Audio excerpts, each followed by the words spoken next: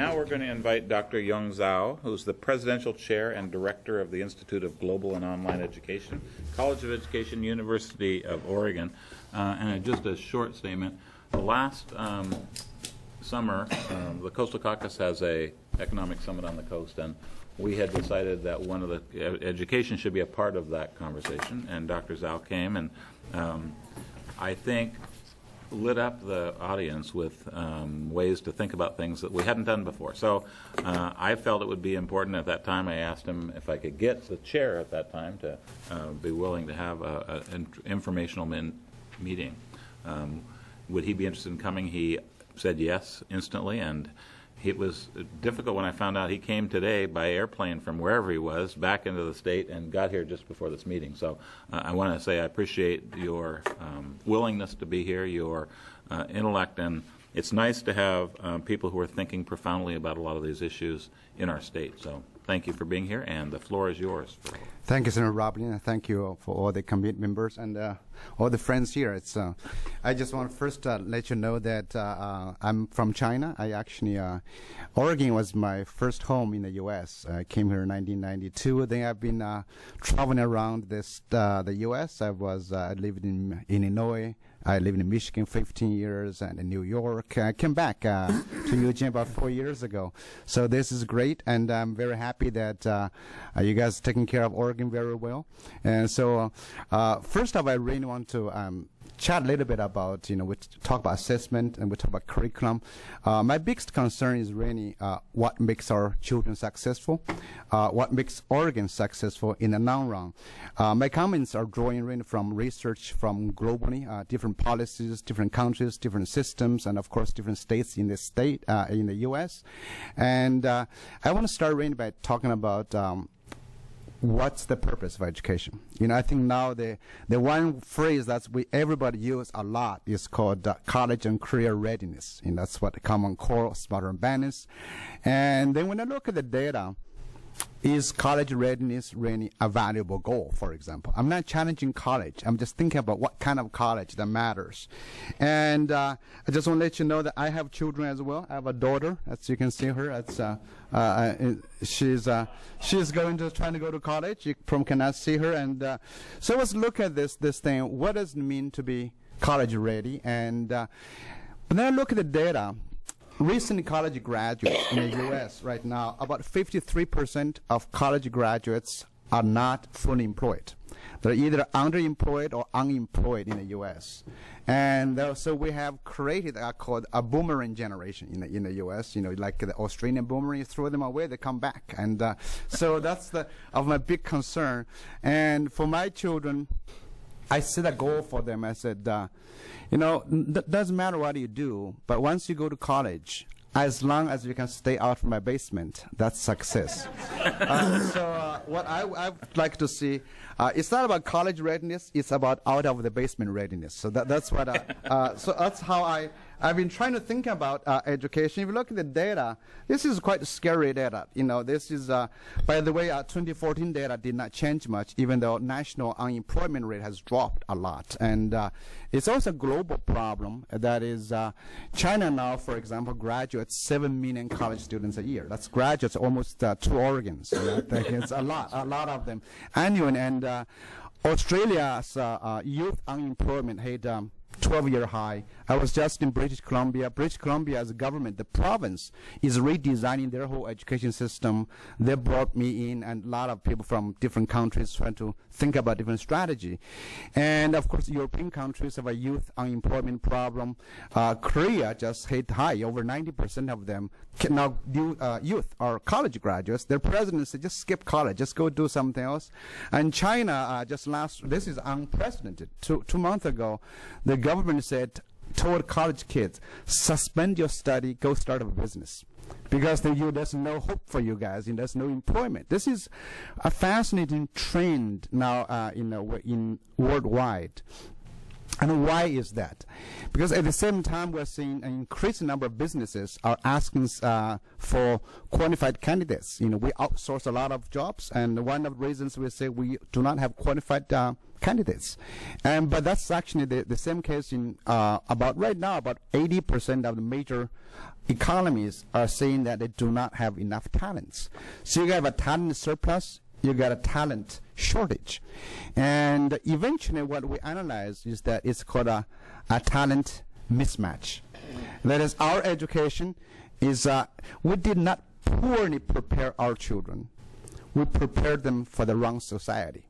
The society that doesn't exist anymore. So if education continues to do that, the more we do it, the perhaps farther away or move, we're going to move out. So I want to use an analogy. I don't know how many of you still use a Nokia phone. Do you still use a Nokia phone, any of you? You don't? Really? Okay. Remember Nokia was very, I don't know, I'm going to show you this Nokia just in case. Just remind you what it was like, Nokia phones. I have a lot of Nokia phones here. This is all the history of Nokia phones, and it's going to come out. Nokia phone, remember some of these phones? Mm-hmm. Yeah, okay, good. So Nokia was the largest cell phone maker in 1990s. It was the major, industry of Finland, and now Finland has lost it. So Microsoft killed it, and now Finland now lives on Angry Birds, by the way. And that's this is fascinating. So people are asking in business, who killed Nokia? And people say, of course, it's iPhone. If you look at iPhone, when the iPhone came out, and the industry, the profit just flipped. Nokia lost, and iPhone came up.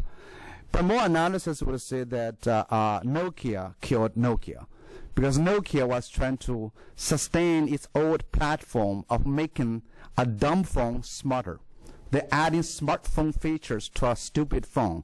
And Apple came up with a smartphone. They added a phone business. So that's a big shift. So when we think about education reform, are we doing the wrong thing more right, or are we actually doing the right thing? In the U.S., if you look at over the past 30 years, and actually it's even previous to Bill Clinton, the Charlottesville Summit, that's one of the first 1989 major federal efforts in this whole thing, after a nation at risk in 1983. And that's former President Bush, the father Bush, and it was talk about, at that time, ever since then, they've been talking about increasing standards, more testing, more accountability, more STEM. That's what we've been doing over the last 30 years. So if you look today, the Common Core is really a continuation, a realization of that. And under No Child Left Behind, of course, the ESEA, that's form the newer version. And under Race to the Top, Common Core, all of them is the essence, I would say, to make a stupid phone smarter without shifting this whole thing. They're still fixing something. And let me just use some of the data to show you that why it doesn't work in the past. Because right now we're still trying to fix the curriculum, fix the assessment, fix the teachers. That's what our efforts are. You look at all the major reforms are trying to do that. First of all, let's think about how do test scores predict an individual's past or future. That's one thing. Why do we care about test scores so much? All this one, we use test scores to hold teachers, students, parents, and schools accountable. So it should mean something. And now, what does it mean? In this country, we're driven by two test score gaps that scared us. One is called the domestic achievement gap. That is, there's gaps between certain racial groups, economic groups. Another one is called the global achievement gap, saying that our country, our average Americans preparing worse students than others. So do their rainy test scores mean anything? Let's take a look at some of the old data, and I'm going to show you.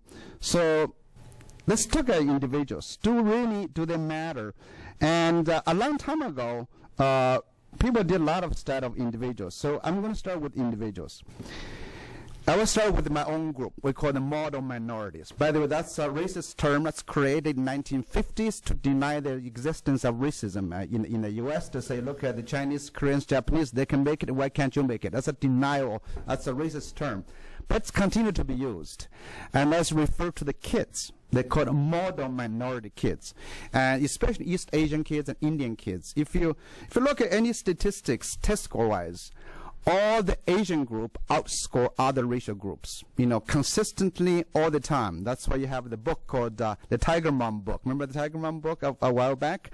So the Asians, they score better. And by the way, this is a global trend. They score better in England, they score better in Australia, in New Zealand, in Canada.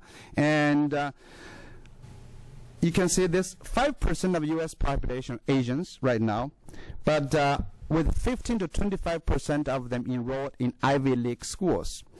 And they, of course, 24% at Stanford, 46 at Berkeley, and actually, Los Angeles, UCLA, has even more. That's why I call it UCLA. It stands for USA Lots of Asians. That's what it is. But what's interesting, you said this one, is that the Asians are not very happy because they look at the actual life achievement. They are much less than most other groups. 2% of the Fortune 500 board seats are Asians. They don't even get close to the stellar accomplishment academically. As Wellesley Young, a Korean American who wrote an article in the New York Times, talk about those are not real tigers, they're paper tigers. So they don't really work very well. So that's just one side of the story. But if you look at some more studies, since 1920s, by the way, tests have always used almost like a racist tool.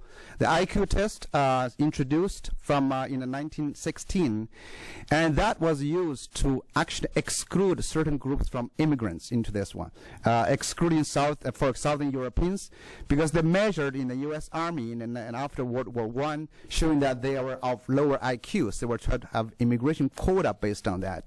And this was used to justify eugenics, all those things. But so the longest study using IQ was by Louis Terman, a Stanford psychologist who introduced IQ test to this country. In 1920s, and this study actually continues. It's still falling, almost 100 years old. There are few people still left from that original group.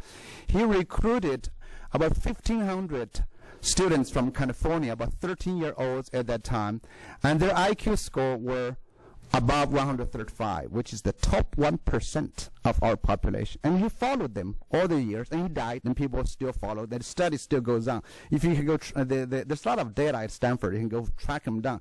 But one thing they found after about 35 years of the study, middle-aged people, so are they very successful? So this is supposed to be the first very scientific longitudinal study. And find out it's about these people had better academic achievement. 2/3 of them got a bachelor's degree. They had better income. On average, it's about twice of the national average of white-collar jobs in 1954.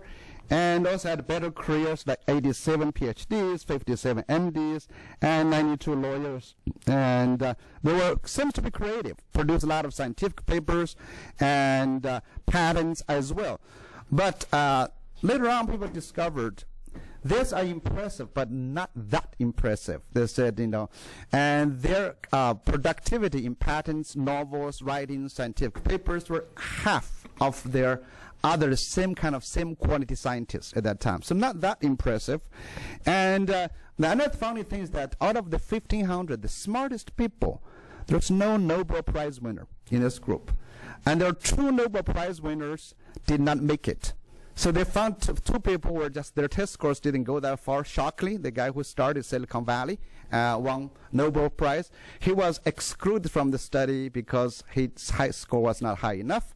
And of course, you have there's a Harvard sociologist talk about theoretically anyone, he said, if you randomly draw anybody from the same backgrounds, it would produce the same results. So yes, it's not because of IQ scores, it's because of the family backgrounds.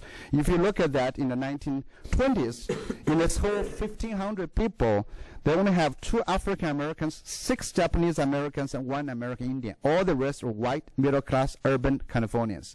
So in essence, they were trying to say this study did not prove that IQ, one test score, mattered. And then we have now today, everybody talks about SAT and SAT. They're supposed to predict your college success. And this is, remember when we talk about today, the Smarter and Balance, Park, all those tests, we're testing young kids. Now, we're actually talking about even later studies, high school, senior years, junior years, SAT and SAT scores. They do not predict college success. And at least, this is the study, for example, 1998, USA system, the California system, University of California system, basically showed about 13% of the variation are explained by SAT scores. 13%. And you go to College Board, the one who sells SAT, and the meta-analysis showed about the same thing, about the correlation is much lower than the GPS. By the way, I'll be happy to supply all this data to you, and it's written up in other places as well. And SAT has the same thing. And most recently, last year, as you may be aware, there's about 800, an increasing number of colleges and universities in the U.S. have made standardized testing optional in SAT or SAT, so you can apply with or without submitting a study. Started by Bates College in Maine, and the Bates College admissions dean did a study of the over 123,000 students in over 30 different kind of institutions, found that those who submitted a test score, SAT or SAT, and those who did not submit, there's no difference in their college performance or graduation rates. And in fact, it is claimed that a lot of first-generation colleges, students do not submit on minorities because they were consistently scored lower on standardized tests in minority groups. So this actually would enlarge our pool and bring more candidates in. And so this is, we call this personal, individual success. If test scores as such, we spend so much money, so much time, people even prepare for this, did not predict individual success, we should not expect to predict any more than that. So that's the one thing. Well, another area I want to address is, do they predict country success? Because we're so worried about other countries become successful than us based on test scores. So many of you may be very concerned or have heard a lot from the federal government about how American education is in decline, is getting worse every day. That's why we're doing all these reforms.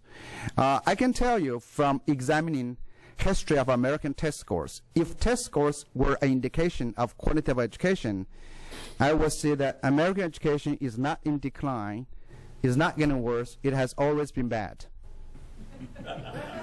It's been bad for a long time. It's been horrible. If, I want to show you some of the data, not all of this, but if you look at 1960s, 1964, the first international mathematics and science study, Americans 12th graders ranked 12th out of 12 countries. That's our beginning. And you can't get it worse than that. So when people say we're getting worse, there was never a good old day in education for America. Never. In 1970s, 1980s, 1990s, year 2000, all this data, I would say, in terms of ranking, we have been horrible. And also some of you will recall, even before that, 1958. 1958. That's the year, by the way, after 1957, when Soviet Union launched Sputnik. Sputnik woke up the country and justified the intrusion of the federal government in education through something called NDEA, the National Defense Education Act. Because the federal government tried to do something with education, which is state right, they couldn't do it unless it's national defense. And of course, it's quite absurd. Education, national defense, we still come talk about that. But at that time, Life magazine had a cover story to show how much worse American education was compared to that of Soviet Union.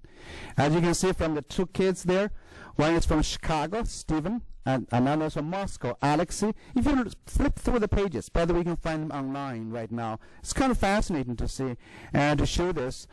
The same argument started then, said we have worse math standards. Our children are having too much fun. Basically, that's Americans' problem. And I have to tell you, as update, Alex, by the way, after the Cold War came to the U.S. actually, and Stephen became an engineer. He's fine. This is the story. So, if America has been bad as education for so long, how come this country is still here?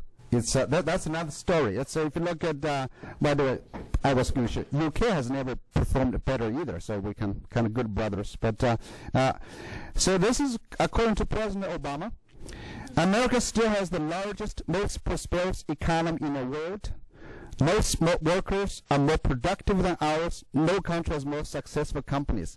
Actually, this is true. Remember we said this in 2011. That's just right after the financial crisis. U.S. was actually bad at that time. 2014, we have regained a lot more. So this is, the countries we glorify, have almost practically disappeared. Soviet Union doesn't exist anymore. Japan, which in the 1990s, we tried to learn from Japan. Japan's economy has not gone well. And China's economy is practically stalled right now. So the whole thing, how come? What happened? How come these test scores didn't mean anything?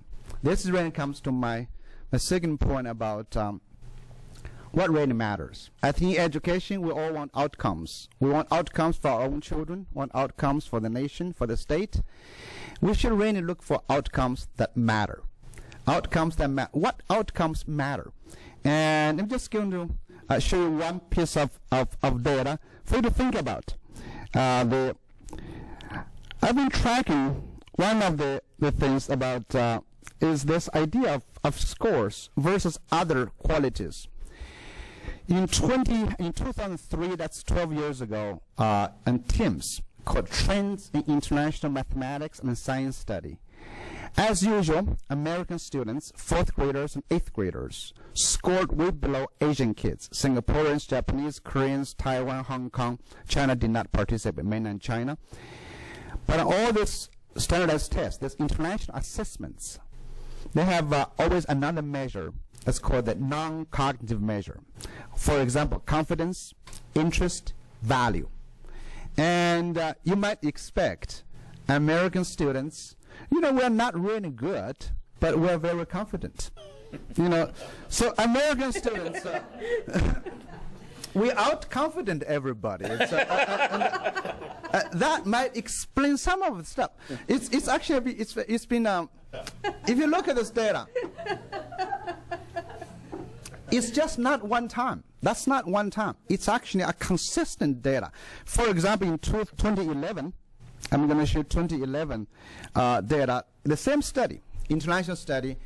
If you look at the top 5 countries, they're all East Asian education systems, and their students outscored Anglo-Saxon original countries, we call US, UK, Australia, by 100 points. But if you look at the second column, confidence, Korean students, 3% are confident. And by the way, Singapore actually went up a lot because Singapore has been reforming its education system a lot. So, and if you look at across countries, we see a negative correlation between confidence and math scores. So that means countries with high math scores have lower confidence and students enjoy math less. And this is not only in TIMSS. There's another big study called PISA, the Program of International Assessment of Student Assessment Programs, operated by OECD. And that's, by the way, the OECD, the PISA group, is trying to sell that to every state in this country. They're trying to make sure every state adopt that. Again, that's a huge mistake. But I want to show you this one. On the PISA, Finland came out to be #1 on the first rounds. It measures 15-year-olds, mainly in 3 domains, math, reading, and science. They've added problem solving. And Finland was #1 twice in science. But the Finnish government was deeply concerned that their children are not interested in science. They said if they're not interested in science, they're not likely to become a scientist. So they have high scores, low interest. These are showing the same thing. And that is the scores always negatively correlate with other attributes. And then I took this study. I said, okay, I'm going to look at another measure. This so-called entrepreneurship measure. This is something called a Global Entrepreneurship Monitor, which tracks entrepreneurial activities in different countries.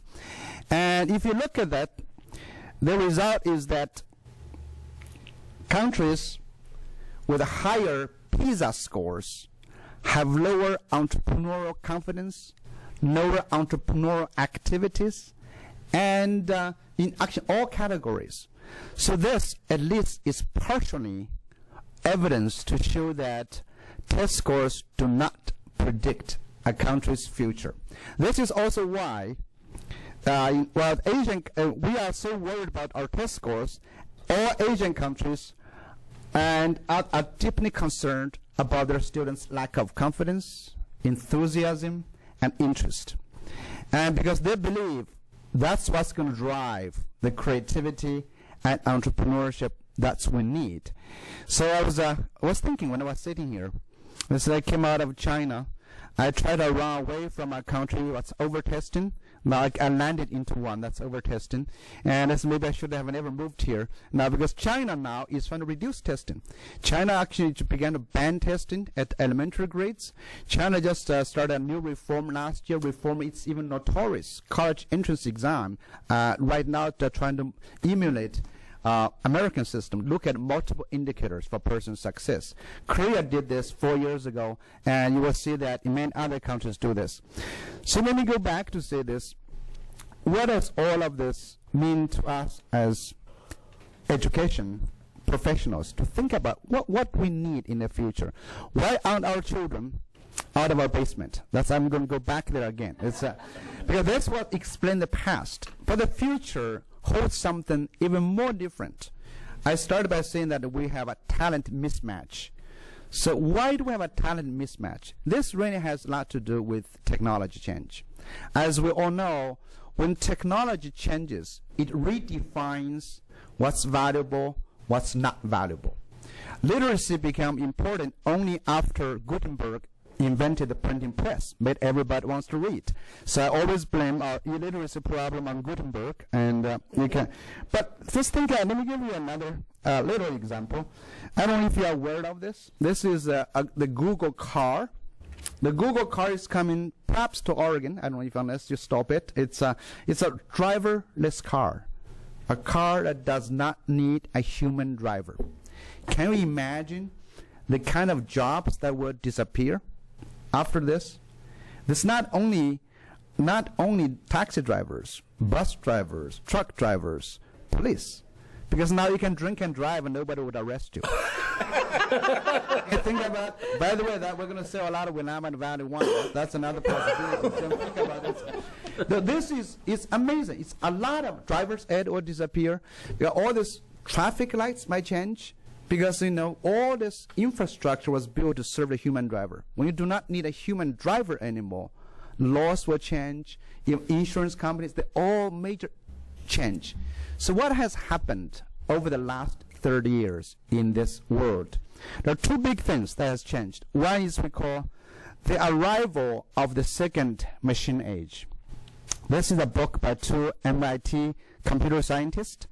They wrote, the first machine age was created by the steam engine, which caused industrial revolution, which made farming not very essential anymore. Farming, essential, but not require so many people. So that's a major revolution. Now we have another revolution, the digital revolution. The digital revolution, as you might have experienced, deals with our cognitive functions, directly with education. As a result of the digital revolution, we see a massive shift in terms of our jobs. And Michigan, you may remember Michigan, Ohio, Pennsylvania, Rust Belt had a lot a lot of middle-class jobs like this until about 1970s. Today, all the jobs were gone. Right, that's it. And all this replaced millions of jobs. And also, digital technology does not only replace assembly line jobs. It's replacing lots of white-collar jobs. I remember when I first came here in 1990s, and around tax season, you go to a shopping mall, you can see those so-called tax accountants sitting there doing tax for you. Remember those times? I think, but now they disappeared. Those jobs went to TurboTax. Unless you're making a lot of money, you don't need to hire a tax accountant. And we're seeing the transformation in medicine as well. Technology replacing a lot of jobs. We need a different kind of medical profession. And in the U.S., we actually now, this is ironic, but it's funny, it's true. We have a surplus of lawyers. America, it's still possible. We're still suing each other as much as possible, but we just don't need as many lawyers, simply because digital databases. We can search now. So this change, we still haven't seen the end of it. But we've lost a lot of routine jobs. Whatever schools prepared kids for, those jobs are either replaced by machines or they're offshored, outsourced to other countries. That's what we call the second factor, the arrival of the global age. Globalization reduces transaction cost of jobs. Jobs can be done anywhere. So the talent is a global market. If they can purchase the same talent skills in a country, the cost less, the job will go there. And then there's another issue with America, though. That's why the international testing doesn't make sense. America spends, on average, as a nation, $115,000 per student for 12 years, public school. China spends about $10,000. India is less. So if we spend $115,000 per pair of students for the same skills, they do not deserve to have a job, if you think you're using hard economical terms. So we better be doing something else. So even if we could educate our kids to match the test scores of Chinese, Indians, Japanese, Vietnamese and options popping up as well, we're not going to have a job. Now that's why our students are back in our basement, because they were educated for economy that does not exist anymore. We need a new economy. A new economy is exemplified by this very well. This is the job changes over the past 200 years. You can see that start 1800, we see a dramatic decline of farming, forestry. I think Oregon just gone through that. Timber industry. When I was in Michigan, we had a lot of timber we cut down. We had mining. We had copper. That's gone. We had auto. That's gone. Michigan is in trouble right now. I mean, so that's where Oregon would go through the same problem. And then replacing that were we call working class, people employed by mass big companies. Now that's declining since 1970s because of outsourcing and digital technology. So what do we see on the rise? The two classes, the creative class and the service class. And this is what reflects our current economic situation in this country, a bipolar growth. And that's why we're seeing the disappearance of the middle class in this country. Middle class jobs are gone. We're seeing the affluent group growing high, and low income group. This is called bipolar growth of U.S. economy. If you go to Silicon Valley, you will see this very well. The ones who work for Google and the ones who work for Facebook, they're growing very well. Our the service sector is growing very well. Now, as a nation that's built on the middle class, how do we regain the middle class? So what will the middle class be? Well, the middle class cannot have the same skills that can be replaced by machines or can be done cheaper overseas.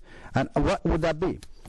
There are several things, One, that's why we need an education, transformation. So, number one, we need to think about this. What do technology bring us? We need to make something disappear, it makes something more valuable. This is always the case. When those people replaced by those robotics, people who make robotics gain jobs. Imagine the Google car. We may not need a driver. We may need more car interior designer, because now you can drink, you can take a hot bath, before you go to work. And when a lot of people design the interior stuff, right? So we need to think about not holding on to the past, but inventing the future. So what does the future mean? Well, there's lot of research showing this, but one area, Daniel Pink calls that we have arrived at the age of abundance. What does age of abundance mean? In the age of abundance means we consume things that's not necessary for physical survival. We consume wants and desires. What we want, that's called spiritual and psychological products. And this is why what I see, traditionally useless people have become useful. Traditional useless people become useful. You may disagree, but I want to give you an example of Kim Kardashian. Traditionally useless people. You will say, Kardashian represents a class I call celebrity for nothing. Celebrity for nothing. So she's a celebrity. Yep. She's for nothing. Yep. She's famous for being well known. That's all she has. It's no. What does she represent? This is actually fascinating. Look at her. How come she's not in her parents' basement? First of all, okay? She's prepared her parents' basement, and there's a whole class of this. Look at how many TV channels you watch, how many cooking shows you have, how many movies we watch today, how many books we read, 26 million songs on iTunes. Do we need all of those things? No. You may not like Kardashian, but there's enough people like her to make her worth $40 million. Okay, it's enough people. Psychological products are diverse. All of us are guilty of consuming this.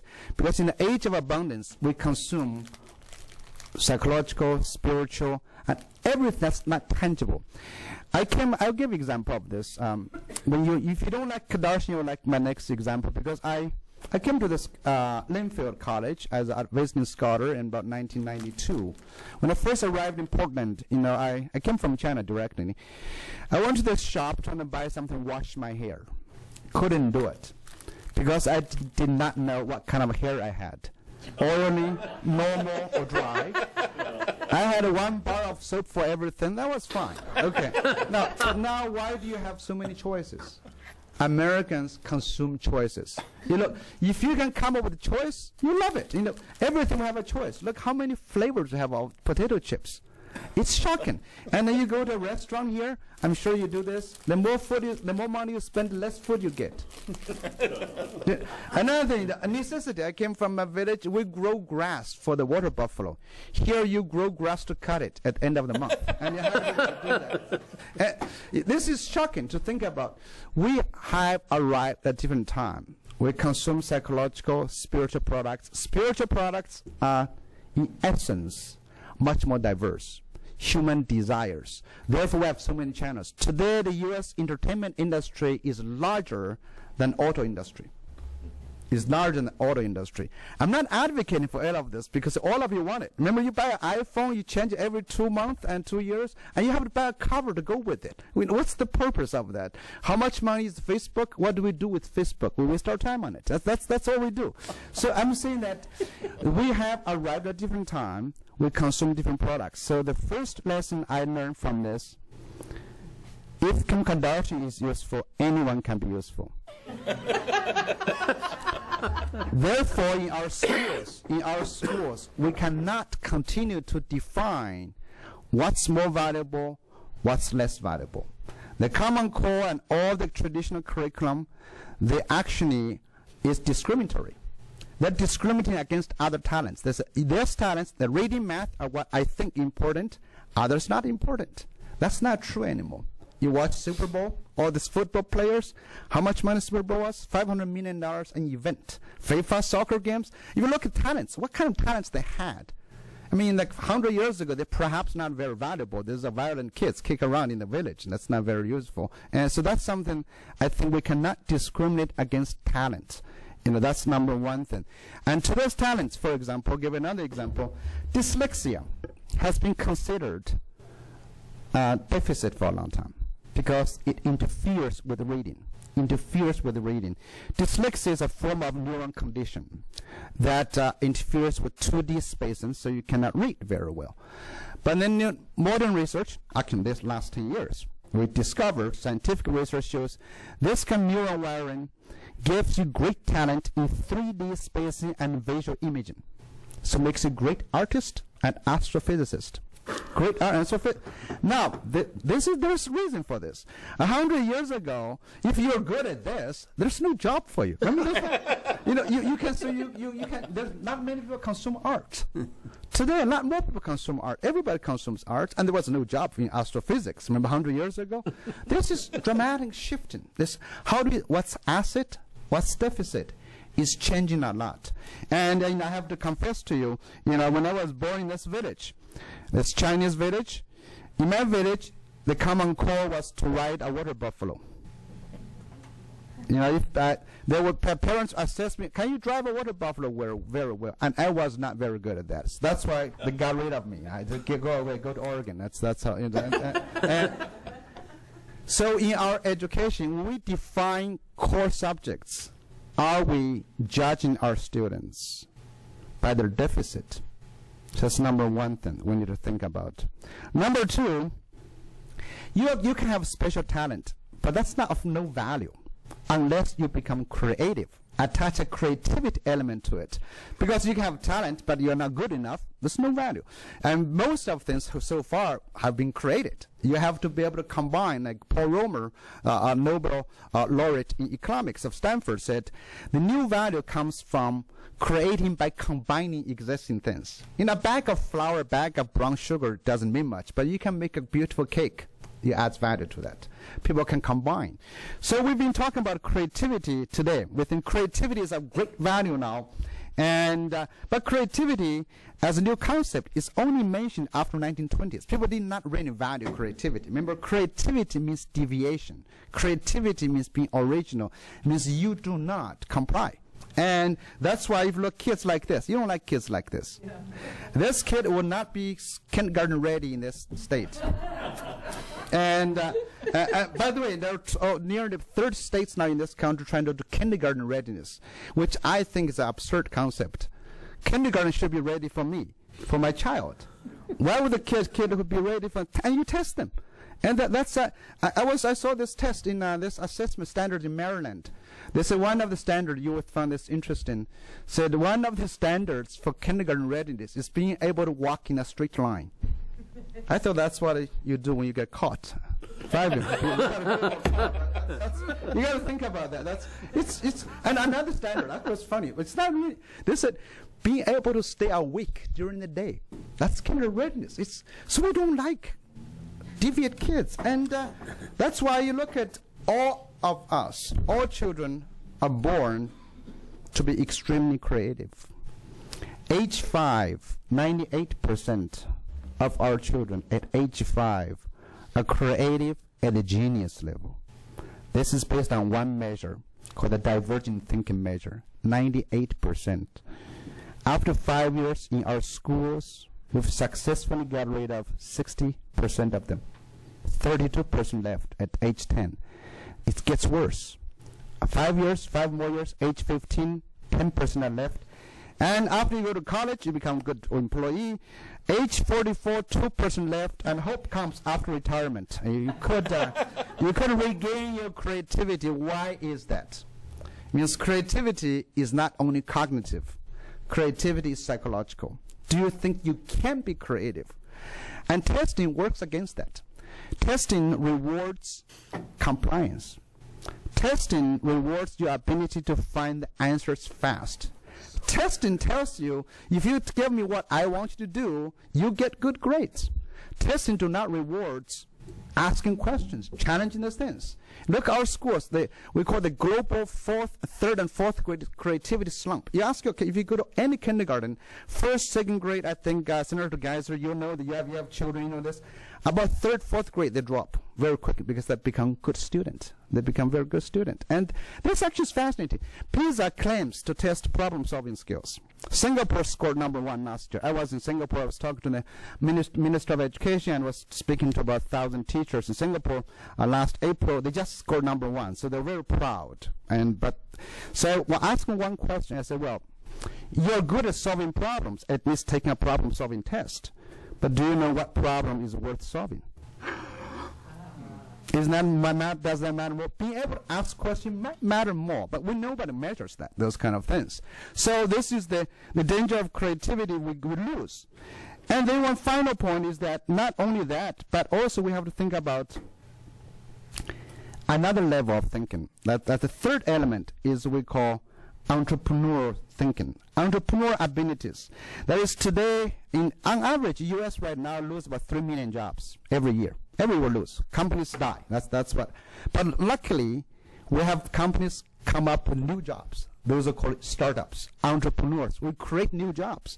So today we have to think about how do we create new jobs. We can't continue to educate job finders, job seekers. We have to educate job creators, from employees to entrepreneurs.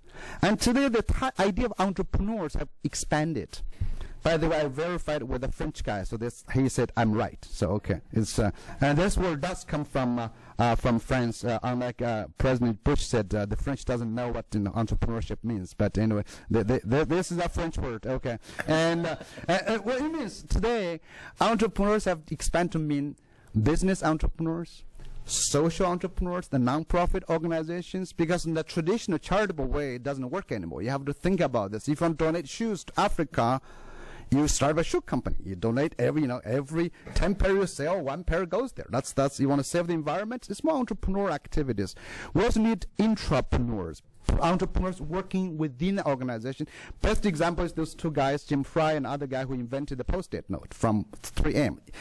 Google has 20% time. That's called STEM entrepreneurs. Apple Computer will tell you that if you want to be managed, you're not employable. They want entrepreneurs. Google today has 14% of employees without college credentialing.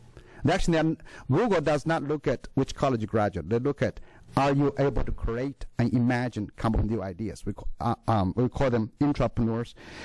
And of course, we need people like you, policy entrepreneurs, people who are creative in policy making, who are able to negotiate. And so what's the difference between an entrepreneur and employee? Entrepreneur wants to solve problems. Employee follow directions. Entrepreneurs see things through. Entrepreneurs see crisis as opportunities. Entrepreneurs do not look lack of job as a problem, look at as opportunity to recreate. Oregon, the U.S., all our children back in our basement all need that skill. And what makes that skill? You can say the entrepreneur qualities. We all can have this. This is some people call this soft skills. Some people call them non-cognitive skills. Whatever you call them, I actually think they're human skills. You need to have confidence. You need to have friends. Social intelligence. Collaboration is not sufficient.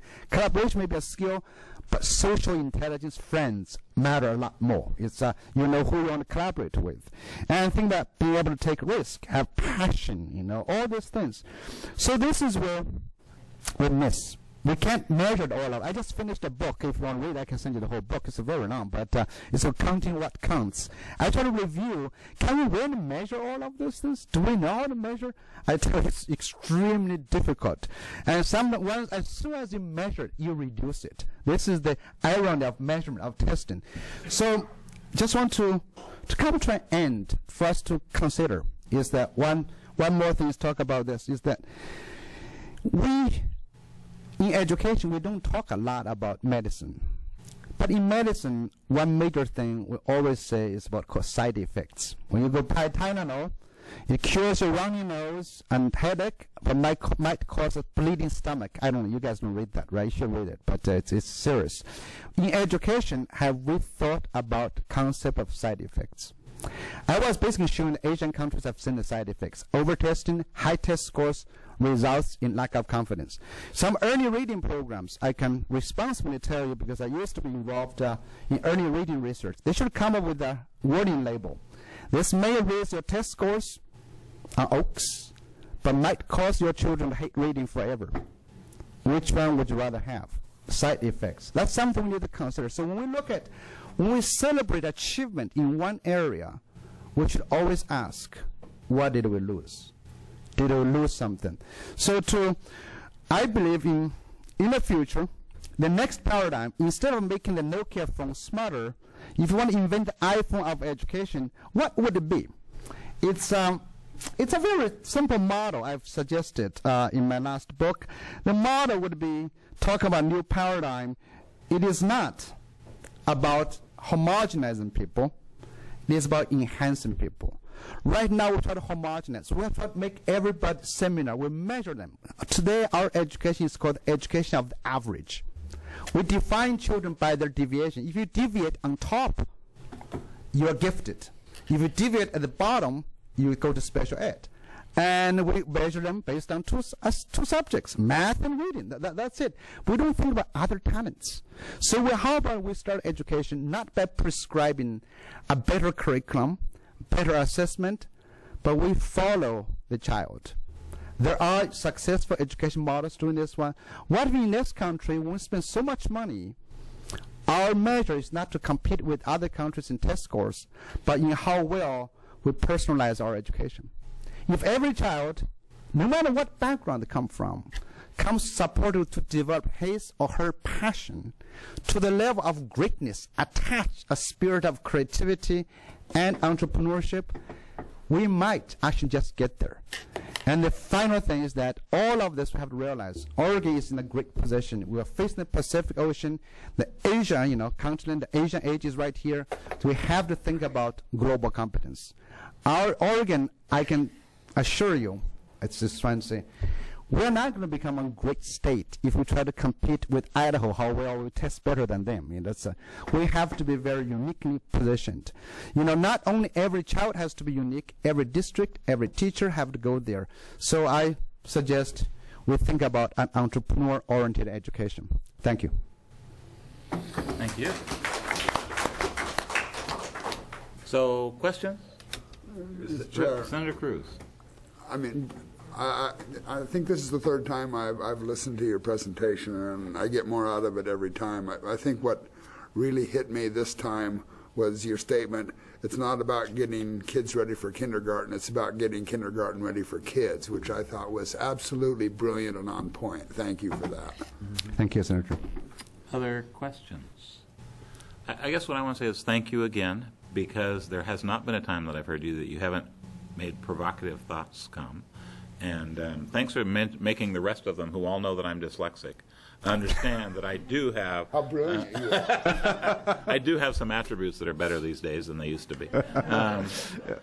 But the reality is, I think as we endeavor in any of this education stuff to not really look out and try to figure out where we want to be and what we're doing is a real problem that we have faced many times in the past. And I haven't met anyone who articulates that better than you have, so I appreciate very much